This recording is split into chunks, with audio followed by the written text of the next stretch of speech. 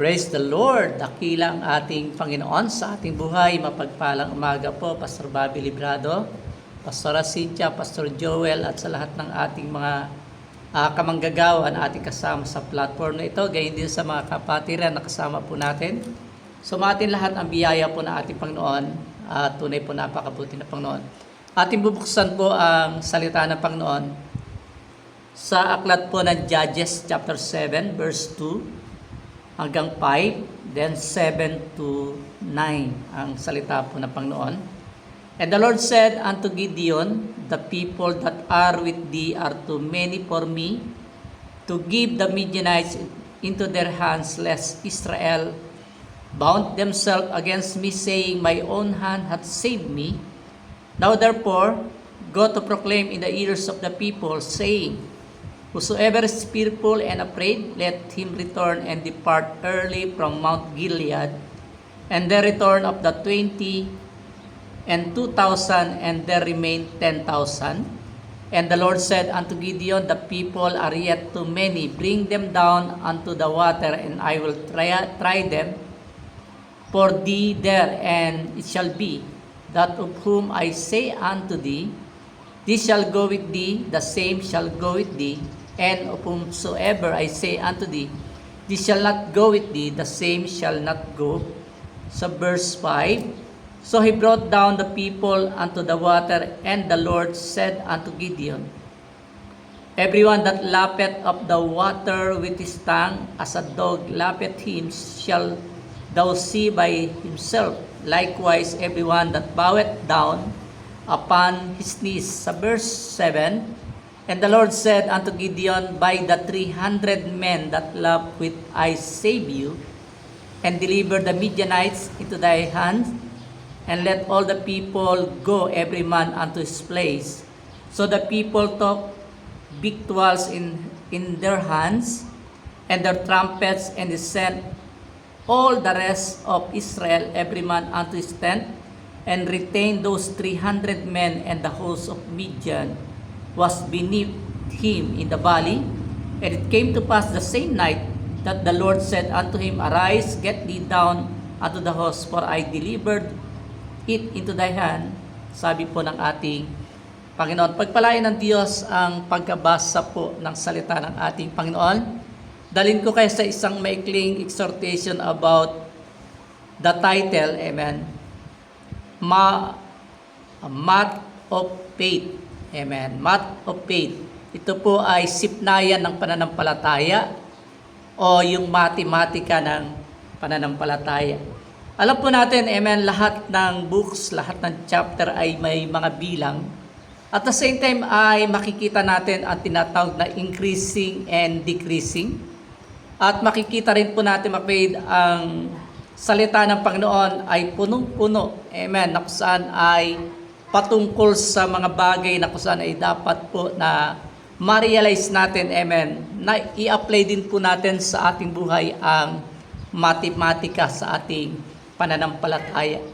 Kaya nga sa isang tao po na gusto pong lumago, kinakailangan sa kanyang buhay, ay meron po siya dapat bawasin sa kanyang nakasanayan. At kung gusto niya lumagong matibay, kinakailangan po siya ay magdagdag. Kaya nga sa salita ng Panginoon, sabi nga ng Panginoon, isang bilin po ng Panginoon sa Deuteronomy, huwag kang magdagdag at huwag kang magbawas ng mga salita ng ating Panginoon. Kaya nga hindi po natin ito dadagdagan at babawasan, bagkus ay ating tingnan, ano po ba ang nangyari sa Bible patungkol po sa salita po ng ating Panginoon. Di po ba, amen, sa buhay po ni Abraham, siya po ay nakipag-bargain sa Panginoon patungkol po sa kanyang pamangkin na si Lot, na kung saan ay mula 50 hanggang 30 hanggang 10, nakipag-bargain po siya sa bilang na kung saan ay makita ng Panginoon na mga tapat sa kanya. Pero sabi nga doon, mapit, sa salita ng Panginoon, nangyari po ay wala pong nakitang 10 matuwid ang ating Panginoon sa Sodom at Gomora, bagkos ay gumawa pa rin ng kaparaanan ng Panginoon na kung saan iligtas po yung sambayanan ni Lot. Kaya nga sa atin ay makikita po natin, may tinatawag na 40 days and 40 nights, na kung saan ay binabanggit po dyan yung tinatawag na panahon na si Moises ay nasa bundok ng Mount Sinai, maging ang ating Panginoon ay 40 days and 40 nights na siya po ay nandoon, nag-ayuno at nanalangin sa ating Panginoon. 40 days and 40 nights ay meron din tinatawag na judgment ang Panginoon, lalo na sa panahon ng paggunaw ng Panginoon sa unang tao doon sa panahon ng baha. Amen. Pero salamat sa Lord, ang mga numbers na yan ay makikita rin natin na minsan ay may sinasabing kapahamakan at may sinasabing na kung saan ay pagpapala po ng ating Panginoon. Di po ba naalala po natin na si David ay kanyang binilang ang bayan ng Israel? Kasi po sa kanyang buhay kasi ay parang nagkaroon siya na tinatawag na confidence sa dami po ng bayan ng Israel. Kaya nga, nagka-problema. Amen. Kaya dito naman ay ating pasinin. Amen. Sa Book of Judges, ito po ay patungkol po kay Gideon na kung saan ay nakakitaan ng ating Panginoon, na kung saan tinawag siya ng Panginoon eh.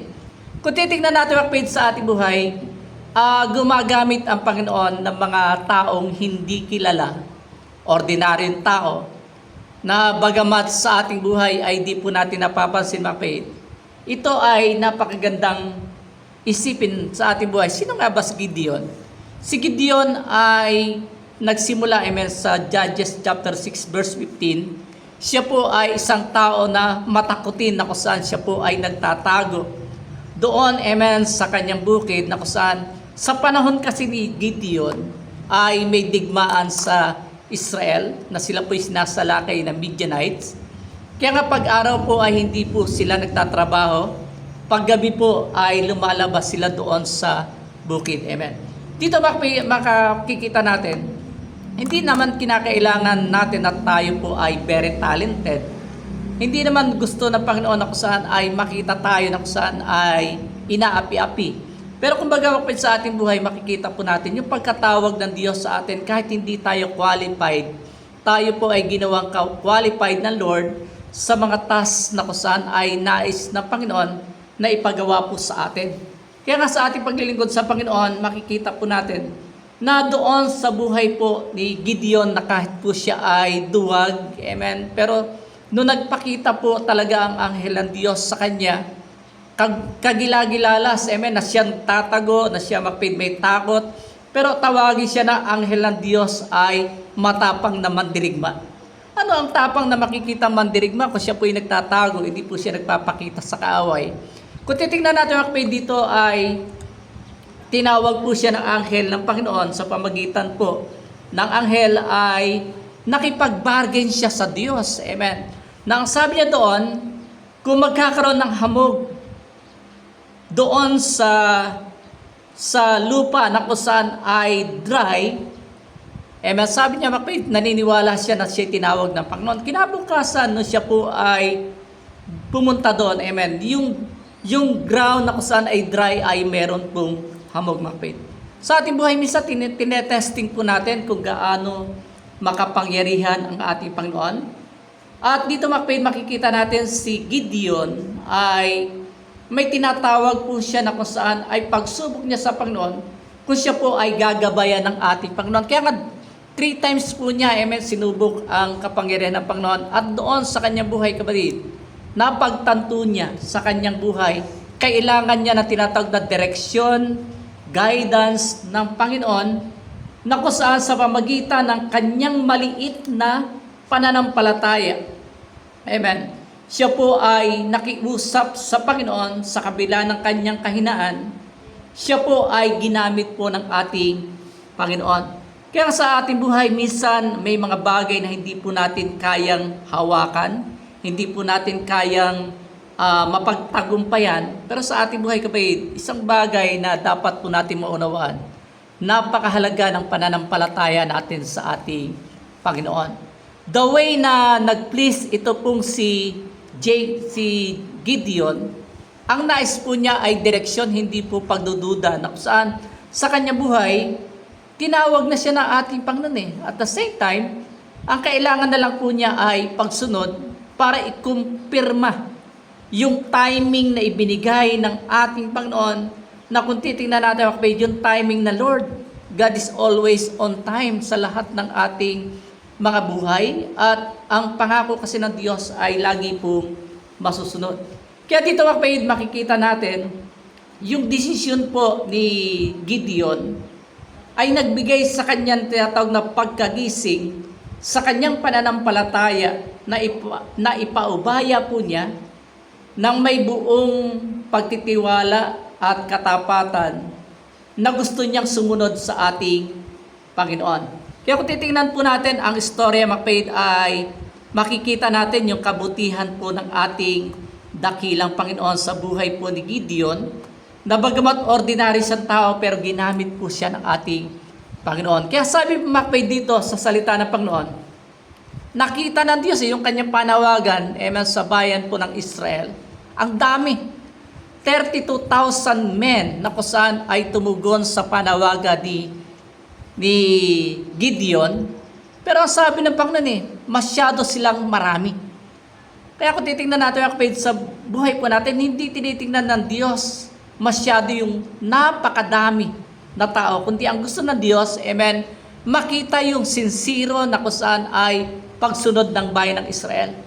Kaya ang utos ng Panginoon dun kung sino man ang natatakot at nagdududa, sabi ng Panginoon, kayo ay magsiuwi na. Kaya kung tayo po'y tinawag ng Diyos, huwag tayo magduda, tayo po'y maging seryoso sa paglilingkod sa ating Panginoon, lalo na sa pagsunod sa ating Panginoon. Kaya anong sinabi ng Panginoon, sabi niya dito kapatid, the people who are with you are too many for me to give Midian into their hands. Let Israel claim glory for itself against me. Kumbaga nakikita po ng Panginoon, pag sobrang dami po ang bayan ng Israel na makikipagdigma, para bang sinasabi nila na hindi na nila kailangan ng Panginoon. Para bang nakita ng Panginoon sa kanilang buhay na sila po'y magmamalaki sa kanilang mga accomplishment. Kaya ang ginawa ng Panginoon, yung mga bilang na yon ay pinaliit ng ating Panginoon. Kaya kasabi ko sa inyo, pagdating sa numbers, magaling po ang ating Panginoon. At the same time, alam na Diyos i-balance lahat. Amen. Kaya nangyari dito kapatid, from 32,000 men ay bumaba sa 10,000 katao na kung saan ay natira. Pero sabi na Panginoon napakarami pa rin. Amen. Kaya dito kapatid, minsan ay naisip po natin, kapag marami tayo, masaya. Tama ba? Pag marami, sabihin natin kapatid, kung meron ka na kung saan ay miyembro na 100, kung magbibigay po yan ng tig 50, napakalaking halaga na po yan. Pero dito kapatid, hindi po natin pag-uusapan ang laki o dami ng pera, kundi ang ating titingnan kung gaano ka ba talaga kasiguro sa buhay mo na kung saan ang pagtitiwala mo ay nasa ating Panginoon. Kaya kinakailangan, ng Panginoon, ito ay tanggalin doon sa bayan ng Israel sapagkat baka magmayabang ang bayan ng Israel na baka sabihin nila sa Panginoon, naligtas kami dahil sa aming kakayanan. Kaya sa ating paglilingkod sa Panginoon, si Gideon ay nagbigay ng signs po. Binigyan po siya ng signs ng Lord. Gayon din po sa Midianites. Na kung saan in-encourage niya yung taong bayan na kung saan ay magpatuloy. At the same time, yung bilang talaga from 32,000 naging 10,000, pero hindi pa satisfy ang ating Panginoon. Sa ating buhay, lagi po natin tandaan, sa panahon ng kawalan, dito po natin nakikita yung kabutihan po ng ating Panginoon. Kaya sabi ng Panginoon, and the Lord said unto Gideon, the people are yet too many, bring them down unto the water, and I will try them for thee. There it shall be that of whom I say unto thee, I shall go with thee, the same shall go with thee, and of whosoever I say unto thee, thee shall not go, with thee the same shall not go. Ito ang sabi po ng ating Panginoon. Kaya ngayong test of water ay nagbigay na tinatawag na pagsubok sa bayan po ng Israel. Na kung saan ang natira po ay 10,000 na katao. Ang tingin ng Panginoon, napakarami pa rin nun. Kaya sinubok sila ng ating Panginoon. Na sabi ng Panginoon, ang bilang ng mga humimod na nilalagay ang kanilang kamay sa kanilang bibig ay 300 lalaki, ngunit buong labis ng bayan ay yumukong lumuhod upang uminom ng tubig. Dito po ay ating mapapansin, nireduce ng Lord ang Israel army from 32,000 to 10,000, sending home everyone who was afraid. Then He cut it down just to 300 man, kung paano po sila uminom sa tubig. Amen. Sa ating buhay, amen, nakalimutan po ng bayan ng Israel na sila po ay nasa kalagitnaan ng labanan. Di po ba madalas po natin sinasabi, nasa tao ang gawa, nasa Diyos ang awa. Kailangan po sa ating pananampalataya, kailangan tayo po ay gumawa na kung saan sa ating kaparaanan, na kung saan ay hindi lang tayo basta-basta nagtitiwala sa Panginoon, kundi tayo po ay nagsusumikap din sa ating kakayanan kung paano po natin gagawin ang task na ibinigay ng ating Panginoon. Ang task na ibinigay ng Panginoon sa Israel ay para wasakin ang Midianites. Amen? At doon ay makikita natin sa kanilang buhay ay kailangan sila ay maging prepare. Kaya nga yung tinatawag na 300 men ay lumusong sa tubig at sila po ay isinalok nila ang kanilang kamay at hinimod nila yung tubig para sila po ay makainom na habang sila ay nakatingin sa paligid. Samantalang ang the rest, mga kapatid, amen, 9,700, sila po ay basta-basta na lang lumusong, lumuhod at uminom ng tubig na wala po silang paghahanda. Kaya nga sa ating paglilingkod sa Diyos, dito nakita ng Panginoon, yung 300 men na lumusong, na humimod sa kanilang mga kamay para uminom ng tubig, ay mga disiplinadong tao na pinili po ng ating Panginoon. Kaya nga sa ating pananampalataya, tayo po'y sinusubok ng Diyos, amen, sa bawat hakbang ng ating buhay, kung paano si Gideon ay humingi ng tinatawag na bargaining sa ating Panginoon, at nakita po niya sa panaginip ang mga Midianite soldier ay napakarami. Yung natitirang 300 ay kanyang in-encourage na sa kanyang buhay, amen, na kinakailangan kahit sa kawalan ng tinatawag na pag-asa, kinakailangan sila po'y umasa sa Panginoon sapagkat sila ay pinili po ng ating Panginoon. Kaya nga strategy ng Panginoon sa bayan ng Israel, hindi sa bilang talaga, hindi sa dami. Ang gusto na Diyos, ipakita sa bayan ng Israel na kahit sila'y kakaunti, amen, kayang kumilos ng ating Panginoon. Kaya tingnan natin yung kapalaran po ng Israel sa ating kapanahunan. Ang daming kaaway ng mga Israelita, maliit na bansa pero napalibutan ng mga kaaway na mga karatig bansa, pero hindi po nila kayang talunin ang bayan ng Israel. Bakit? Kasi may Diyos silang nag-iisa na buhay na pinaglilingkuran. Yung Diyos nila ay atin din pong pinaglilingkuran. Walang iba kundi ang ating Panginoong Hesukristo. Kaya sa ating paglilingkod sa Panginoon, amen, from 32,000 to 10,000 down to 300 men of Israel against thousands of Midianites. Amen, grabe. Yung 300 ba sa tingin nyo ay mananalo sa tinatawag na literal na pakikipaglaban? Amen. Sa aking pananaw, amen, hindi sila mananalo. Pero isang bagay pinatunayan ng Diyos, nothing is impossible with God. Kaya nga sa ating buhay, amen, anuman ang dumating sa buhay mo, pagsubok yan, kaya mo yan, sapagkat kasama mo ang ating Panginoon. Kaya nga sa ating buhay, kapatid, nais ipahiwatig ng Panginoon, the battle is not yours, but of God. Kaya nga sa ating buhay, if God is with us, who can be against us? God is not looking for our numbers to become victorious. Ang gusto lang ng Panginoon, tayo po ay seryoso na naglilingkod sa ating Panginoon, na hindi po tayo nakakalimot sa Kanya. Amen. At kailangan po natin na tayo po ay magtumibay. Minsan pa, makapid, sabihin ko, makapid, ang winning formula ni Gideon, amen, I get to makapid, from 32,000 men down to 10,000 men, finally cut down to 300 men of Israel against thousands of Midianite. Ang formula mga kapatid, pananampalataya plus humbleness plus obedience and plus trusting God, ito po ay equals for victory.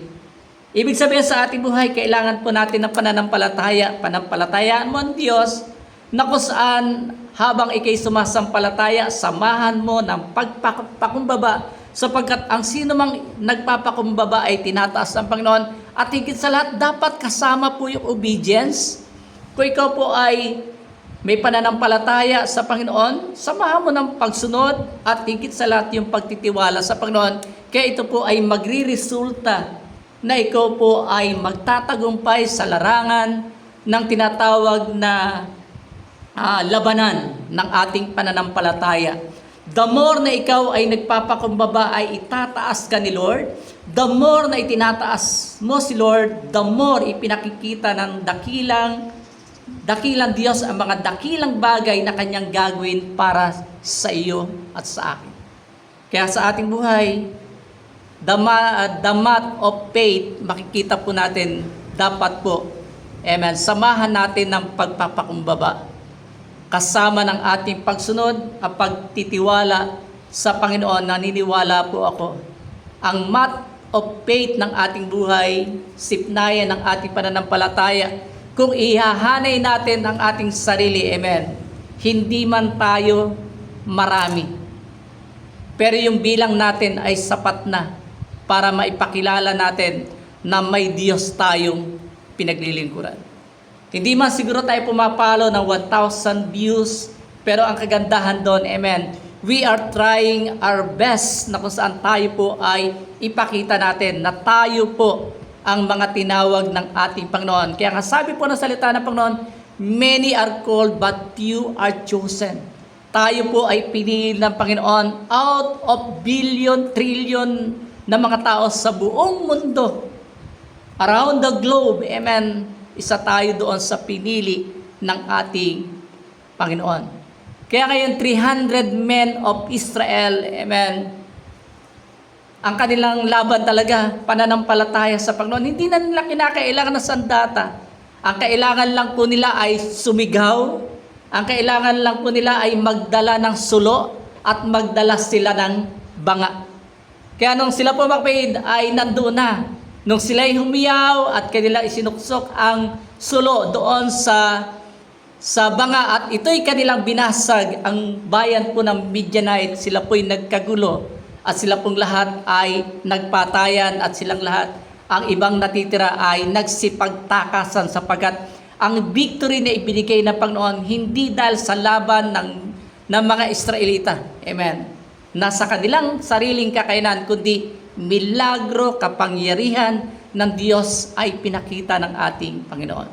Sa ating buhay, ang daming Midianites ng buhay natin. Nandiyan ang problema. Nandiyan ang persecution. Nandiyan yung tinatawag na kakulangan sa pinansyal, kakulangan sa material things, kakulangan sa mga bagay na dapat ay mayroon tayo. Amen. Yan yung mga bagay na kusan ay gumugulo sa ating kaisipan na kusan Midianites ng buhay natin. Pero lagi niyo tandaan, kung ikaw ay nagpupuri, ikaw ay nagiging liwanag at ikaw po ay talagang sumusunod sa Panginoon, ang biyaya, pagpapala, milagro, tagumpay ay idinaragdag ng ating Panginoon sapagkat ang iyong pananampalataya ay ating sinasamahan. Kaya nga, ang gusto maligtas, amen, na mga baguhan, kailangan pananampalataya, plus ang ating repentance, plus yung water baptism, at plus, amen, lahat ng mga bagay na kailangan ay matutunan natin. Amen. Kinakailangan idaragdag po natin ito habang lumago ang ating pananampalataya. Kaya nga sa ating pagbibigay, amen, may mga percentage, pero ang sabi ng Panginoon, 100-folds ang ibinabalik ng ating Panginoon na kung saan mas higit pa sa ating inaakala sapagkat sa ating buhay. Amen. Ang Panginoon, siya po ang nagbibigay na may kakayanan na ibigay ang pagpapala sa ating buhay at tagumpay sa mga darating na kapanahunan. Makikita po natin na ang Panginoon siya yung Diyos na malaki kaysa sa ating mga suliranin. Kaya sa umagang ito, kapatid, pagpalain tayo ng ating Panginoon.